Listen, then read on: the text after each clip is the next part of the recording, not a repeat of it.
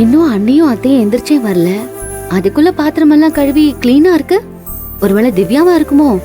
சான்ஸே இல்லையே. சரி, துணியெல்லாம் துவைக்கலாம்.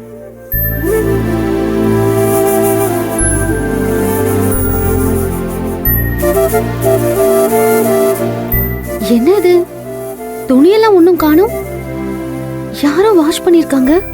மாடியில தான் காயப்போட போயிருப்பாங்க. மேல போய் யாருன்னு பார்க்கலாம்.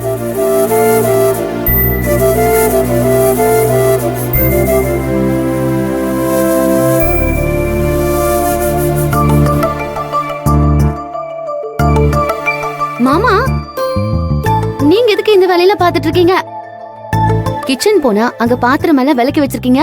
அம்மாடி, நீ வீட்டு வேலையும் பார்த்து ஆபீஸுக்கும் போய் நேத்து பாரு, வெண்ணிலாவும் அத்தையும் உடம்பு முடியலன்னு ஒரு வேலையும் பார்க்கல. ஆபீஸ் வேலை முடிஞ்சு வந்ததும் கால் வலின்னு கூட பார்க்காம வீட்டு வேலையும் பார்க்கற. நான் வீட்டுல சும்மா தானே இருக்கேன். என்னால முடிஞ்ச உதவி செய்யறேன். இதுல என்னமா தப்பு இருக்கு?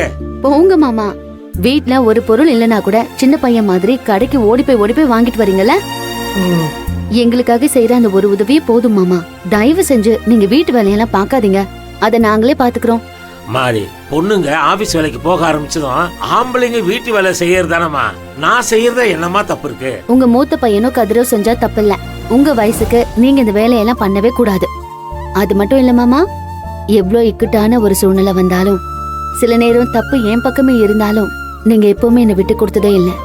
அப்பா இருந்திருந்தா கூட ஏன் இப்படி பண்ணன்னு என்ன திட்டி இருப்பாரு.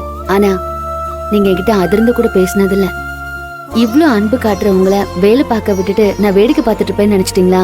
இனிமே நீங்க இந்த வேலையெல்லாம் பண்ணவே கூடாது சொல்லிட்டேன்.